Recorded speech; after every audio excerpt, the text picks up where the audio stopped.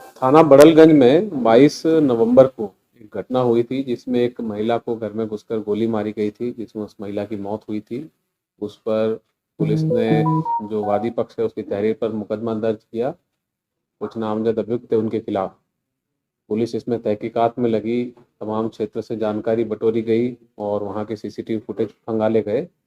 उसमें एक संदिग्ध पुलिस को नजर आया, जिसकी बाद में शिनाख्त उमेश के रूप में हुई, उमेश यादव के रूप में, जो कि बड़लगंज थाना क्षेत्र का रहने वाला है। इस पर पुलिस ने उमेश यादव को गिरफ्तार किया और उनसे पूछताछ की। पूछताछ में ये स्पष्ट हुआ कि घटना में उसकी बाइक का प्रयोग हुआ है, वही बाइक भी बरामद की पुलिस ने। और उमेश के रिश्तेदार में देवरिया के रहने वाले 2 युवकों की जानकारी हुई जो इस घटना में उनके साथ लिप्त रहे। उनको भी पुलिस ने तत्काल गिरफ्तार किया। तीनों युवकों से जब पूछताछ की गई और इनके मोबाइल की जांच की गई तो उसमें कई तथ्य सामने आए, जिसमें कि यह सामने आया कि एक नामजद अभियुक्त गोपाल यादव, जो कि मृतका का भतीजा है और कोरिया में रहता है, उसने यहाँ पर अपने गांव के ही विश्वनाथ यादव के साथ मिलकर, जो कि विश्वनाथ को भी पुलिस ने गिरफ्तार किया है, ये घटना की प्लानिंग की और इसको अंजाम दिया। इसके लिए गोपाल ने 2 लड़के मऊ से बुलवाए थे और इसमें सभी लोगों का अलग अलग रोल रहा था। जिसमें विश्वनाथ का रोल रहा पूरे षड्यंत्र को तैयार करने का। यहाँ पर उमेश जो थे वो लोकल गाइड के तौर पे काम किए। यहाँ पर जो मऊ से लड़के आए थे उन्होंने घटना को अंजाम दिया था और उमेश ने यहाँ पर विश्वनाथ और श्रीकांत के साथ मिलकर गांव चिन्हित किया, घर चिन्हित किया और घर का वीडियो भी बनाया, जो कि उन्होंने फिर कोरिया भेजा और वहां से पुष्टि होने के बाद कि ये मृतका का ही घर है, ये घटना को 22 तारीख को अंजाम दिया गया।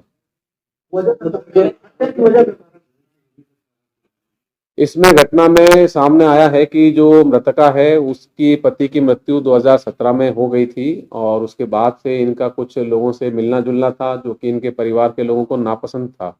मृतका की 4 बच्चे भी थे और इसी बात को लेकर इनमें पारिवारिक तनाव था। जो इनके पति की तरफ के जो ससुराल पक्ष के लोग थे वो इनको मना करते थे कुछ लोगों से मिलने से और उनका घर पे आने जाने पे ऐतराज़ किया जाता था, जिस पर लेकर कई बार इनका झगड़ा भी हुआ, मनमुटाव भी चल रहा था।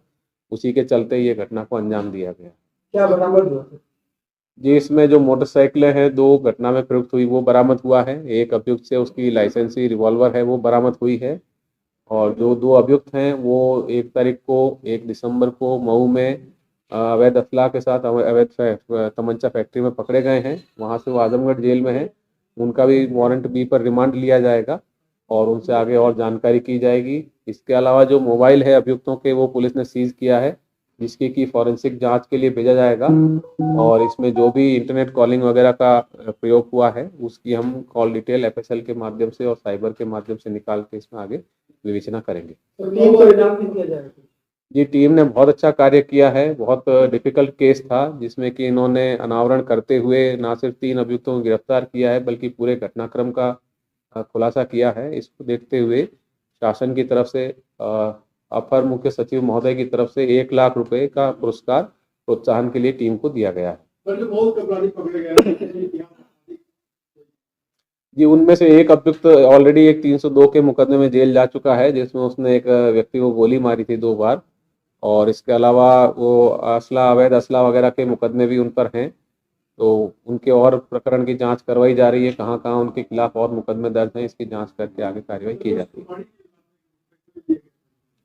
जी, इसमें जो गोपाल यादव है जो कि मृतका का रिश्तेदार था, उसने अपने ही गांव के विश्वजीत नाम के व्यक्ति को ये घटना कारित करने की सुपारी दी थी और इसमें विश्वजीत के परिवार से प्रधानी का चुनाव लड़ा गया था।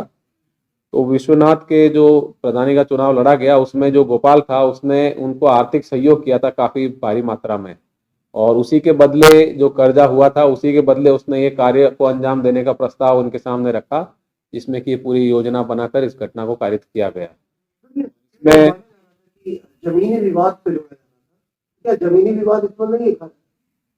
जी, अभी तक के जो जांच हुई है उसमें जमीनी विवाद का होना नहीं आया है। जो इनकी कुछ ऑडियो और वीडियो भी हैं वो भी इनके द्वारा शेयर किए गए हैं, अभियुक्तों को भेजा गया था ताकि शिनाख्त सही से हो पाए और इसमें मुख्यतः जो पारिवारिक विवाद है वही सामने आ रहा है, जिसमें कि मेल जोल लोगों से मेल जोल को लेकर जो तनाव था, उसको लेकर ये घटना को अंजाम दिया गया था।